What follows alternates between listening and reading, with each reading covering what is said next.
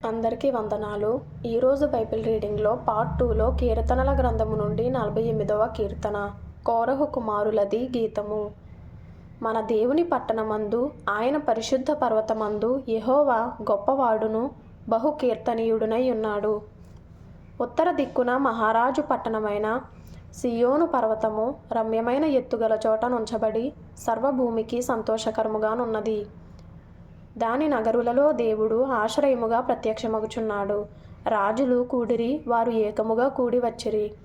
వారు దాని చూచిన వెంటనే ఆశ్చర్యపడిరి, భ్రమపడి త్వరగా వెళ్ళిపోయిరి. వారచటనుండగా వనకును ప్రసవించు స్త్రీ వేదనయు వారిని పట్టెను. తూర్పు గాలిని లేపి తార్షీషు ఓడలను నీవు పగులగొట్టుచున్నావు. సైన్యములకు అధిపతియగు యెహోవా పట్టణమునందు, మన దేవుని పట్టణమునందు మనము వినినట్టుగానే జరుగుట మనము చూచియున్నాము. దేవుడు నిత్యముగా దానిని స్థిరపరచియున్నాడు. దేవా, మేము నీ ఆలయమునందు నీ కృపను ధ్యానించితిమి.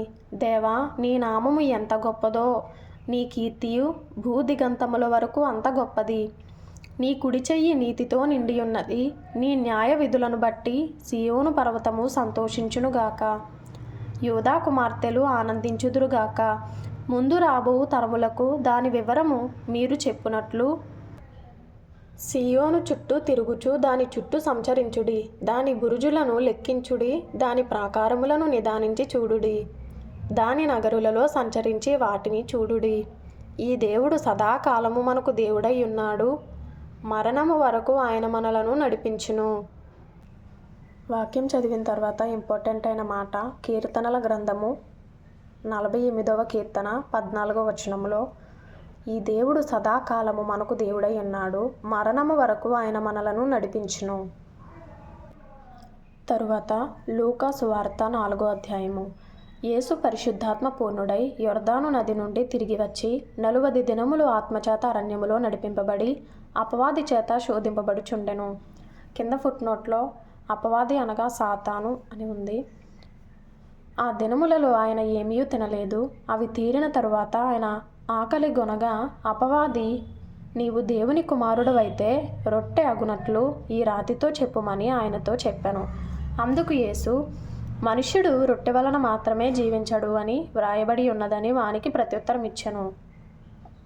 అప్పుడు అపవాది ఆయనను తీసుకొని పోయి భూలోక రాజ్యములన్నిటినీ 1 నిమిషములో ఆయనకు చూపించి, ఈ అధికారం అంతయు ఈ రాజ్యముల మహిమయు నీకిత్తును.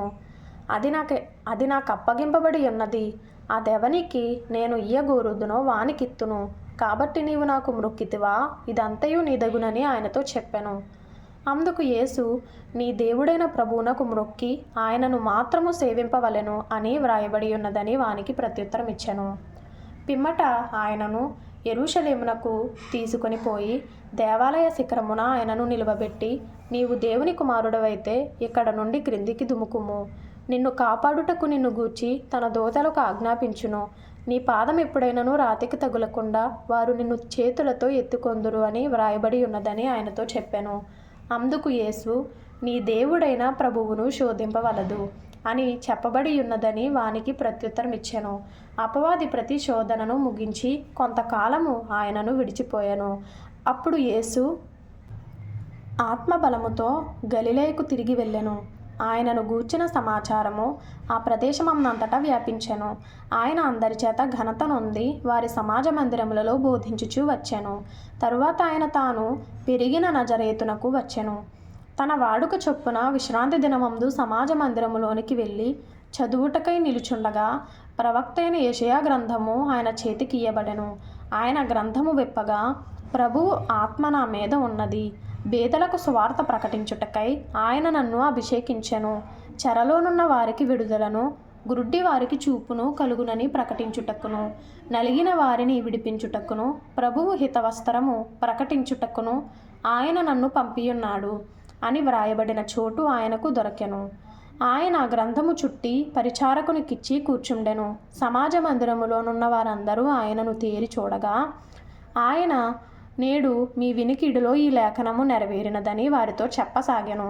అప్పుడు అందరూ ఆయనను గూర్చి సాక్ష్యం ఇచ్చుచు ఆయన నోట నుండి వచ్చిన దయగల మాటలకు ఆశ్చర్యపడి, ఈయన యోసేపు కుమారుడు కాడా అని చెప్పుకొనుచుండగా ఆయన వారిని చూచి, వైద్యుడా, నిన్ను నీవే స్వస్థపరుచుకొనుము అను సామెత చెప్పి, కపెర్నహూములో ఏ కార్యములు నీవు చేసితివని మేము వింటిమో ఆ కార్యములు ఈ నీ స్వదేశమందును చేయుమని మీరు నాతో నిశ్చయముగా చెప్పుదురనెను. మరియు ఆయన, ఏ ప్రవక్తయు స్వదేశమందు హితుడు కాడని మీతో నిశ్చయముగా చెప్పుచున్నాను. ఏలియా దినములయందు 3 ఏండ్ల 6 నెలలు ఆకాశము మూయబడి దేశమందంతటను గొప్ప కరువు సంభవించినప్పుడు ఇశ్రాయేలులో అనేక మంది విధవరాండుండినను ఏలియా సీదోనులోని సారెపతు అను ఊరిలో ఉన్న ఒక విధవరాలి యొద్దకే గాని మరి ఎవరి యొద్దకును పంపబడలేదు. మరియు ప్రవక్త అయిన ఎలీషా కాలమందు ఇశ్రాయేలులో అనేక కుష్ఠరోగులుండినను సిరియా దేశస్థుడైన నయమాను తప్ప మరి ఎవడును శుద్ధి నొందలేదని నేను మీతో నిశ్చయముగా చెప్పుచున్నాను. సమాజ మందిరములో ఉన్న వారందరూ ఆ మాటలు విని ఆగ్రహముతో నిండుకొని లేచి ఆయనను పట్టణములో నుండి వెళ్ళగొట్టి ఆయనను తలక్రిందుగా పడద్రోయవలనని తమ పట్టణము కట్టబడిన కొండపేటు వరకు ఆయనను తీసుకొని పోయిరి. అయితే ఆయన వారి మధ్య నుండి దాటి తన మార్గమున వెళ్ళిపోయెను. అప్పుడు ఆయన గలిలయలోని కపెర్నహూము పట్టణమునకు వచ్చి విశ్రాంతి దినమున వారికి బోధించుచుండెను.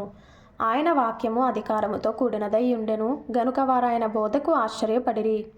ఆ సమాజ మందిరములో అపవిత్రమైన దయ్యపు ఆత్మ పట్టిన వాడొకడుండెను. వాడు, నజరేయుడవైన యేసు, మాతో నీకేమి? మమ్ము నశింపజేయవచ్చితివా? నీవెవడవో నేనెరుగుదును. నీవు దేవుని పరిశుద్ధుడవని బిగ్గరగా కేకలు వేసెను. అందుకు యేసు, ఊరకుండుము, ఇతనిని వదిలిపొమ్మని దానిని గద్దింపగా దయ్యము వానిని వారి మధ్యను పడద్రోసి వానికి ఏ హానియూ చేయక వదిలిపోయెను. అందుకందరూ విస్మయముంది, ఇది ఎట్టి మాట? ఈయన అధికారముతోనూ బలముతోనూ అపవిత్రాత్మలకు ఆజ్ఞాపింపగానే అవి వదిలిపోవుచున్నవని ఒకనితోనొకడు చెప్పుకొనిది.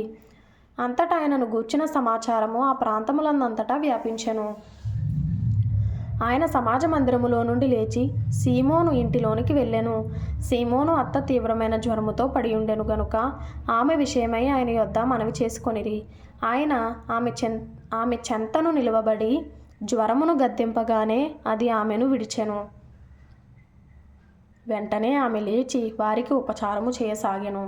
సూర్యుడు అస్తమించుచుండగా నానావిధ రోగముల చేత పీడింపబడుచున్నవారు ఎవరెవరి యొద్ద నుండిరో వారందరూ ఆ రోగులను ఆయన యొద్దకు తీసుకొని వచ్చిరి. అప్పుడు ఆయన వారిలో ప్రతి వాని మీద చేతులుంచి వారిని స్వస్థపరిచెను. ఇంతేకాక దయ్యములు నీవు దేవుని కుమారుడవని కేకలు వేసి అనేకులను వదిలిపోయెను. ఆయన క్రీస్తు అని వాటికి తెలిసి ఉండెను గనుక ఆయన వాటిని గద్దించి వాటిని మాటలాడనీయలేదు. ఉదయమైనప్పుడు ఆయన బయలుదేరి అరణ్య ప్రదేశమునకు వెళ్ళెను. జనసమూహము ఆయనను వెదకుచు ఆయన యొద్దకు వచ్చి తమ్మును విడిచిపోకుండా ఆపగా ఆయన, నేను ఇతర పట్టణములలోనూ దేవుని రాజ్య సువార్తను ప్రకటింపవలెను. ఇందు నిమిత్తమే నేను పంపబడుతునని వారితో చెప్పెను. తరువాత ఆయన యూదయ సమాజ మందిరములలో ప్రకటించుచుండెను. వాక్యం చదివిన తర్వాత ఇంపార్టెంట్ అయిన మాట లూకా సువార్త 4వ అధ్యాయము 12వ వచనములో, నీ దేవుడైన ప్రభువును శోధింపవలదు. అదే అధ్యాయంలో లూకా సువార్త 4వ అధ్యాయము 18వ వచనములో, ప్రభువు ఆత్మ నా మీద ఉన్నది, బీదలకు సువార్త ప్రకటించుటకై ఆయన నన్ను అభిషేకించెను, చెరలోనున్న వారికి విడుదలను, గ్రుడ్డి వారికి చూపును కలుగునని ప్రకటించుటకును, నలిగిన వారిని విడిపించుటకును, ప్రభు హితవస్త్రము ప్రకటించుటకును ఆయన నన్ను పంపియున్నాడు.